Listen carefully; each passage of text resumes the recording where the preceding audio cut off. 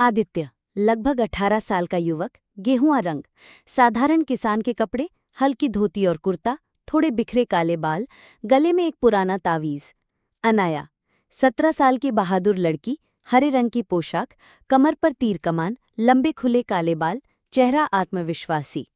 विहान, 20 साल का चतुर और मजाकिया, पतला शरीर, हल्के भूरे कपड़े, सिर पर बंधा कपड़ा, हाथ में छोटा चाकू या ताला खोलने वाले औजार। ऋषभ, 35 साल का गंभीर साधु, भगवा वस्त्र, लंबी दाढ़ी, हाथ में लकड़ी की माला और त्रिशूल नुमा डंडा। कालमाय, विशाल काला राक्षस, लाल जल। ईमानदारी का फल। एक गांव में एक गरीब लकड़हारा रहता था। हर दिन वो जंगल में जाता और लकड़ी काटकर बाजार में बेचता। उसी कमाई से वो अपने परिवार का पेट पालता। एक दिन नदी किनारे पेड़ काटते समय उसकी कुल्हाड़ी पानी में गिर गई। नदी बहुत गहरी थी। लकड़हारा परेशान होकर रोने लगा, अब मैं अपने परिवार को कैसे खिलाऊंगा? तभी नदी से एक देवता प्रकट हुए।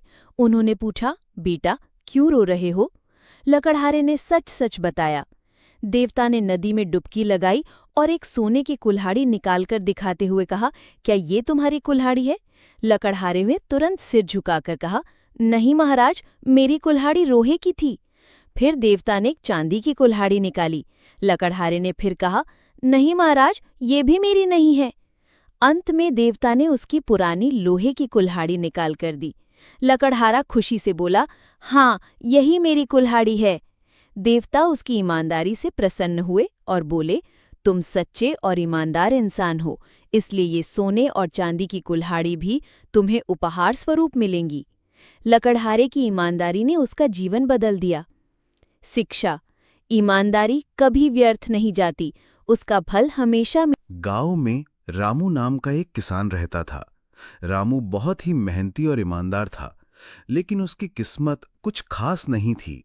हर साल वो अपने खेत में फसल उगाता, पर कभी सूखा पड़ जाता तो कभी बेमौसम बारिश हो जाती।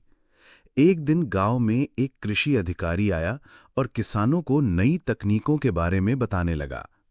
रामू ने भी ध्यान से सुना और सीखा कि कैसे कम पानी में ज्यादा उपज ली जा सकती है और जैविक खाद का उपयोग कैसे फसल को मजबूत बनाता है।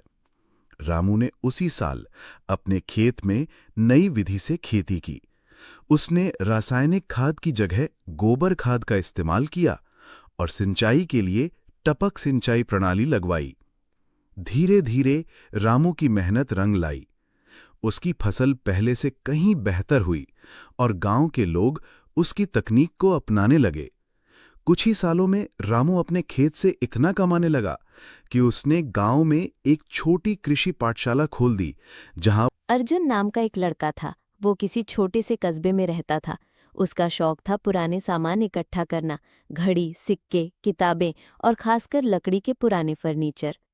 एक दिन कबाड़ी की दुकान पर उसे एक अजीब सी अलमारी मिली। उस पर कहीं कहीं तांबे जैसी चमक थी और उसके दरवाजे पर कोई अनजान भाषा में अक्षर खुदे हुए थे।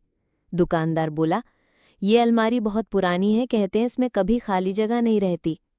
अर्जुन को ये बात मजाक लगी। उसने अलमारी खरीदी और अपने कमरे में रख ली।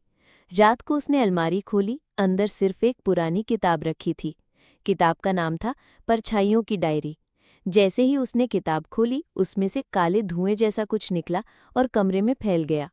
धुएं मिलते ही कमरे की दीवारों पर परछाइयां नाचने लगीं। परछाइयां अर्जुन से बोली, हम उसी चीज का रूप हैं जिसे तुम सबसे ज्यादा छिपाना चाहते हो। डरते डरते अर्जुन ने किताब बंद कर दी। सब शांत हो गया। लेकिन अगले दिन से एक अजीब बात होने लगी। हर रात अलमारी के अंदर एक नई चीज अपने आप प्रकट हो जाती।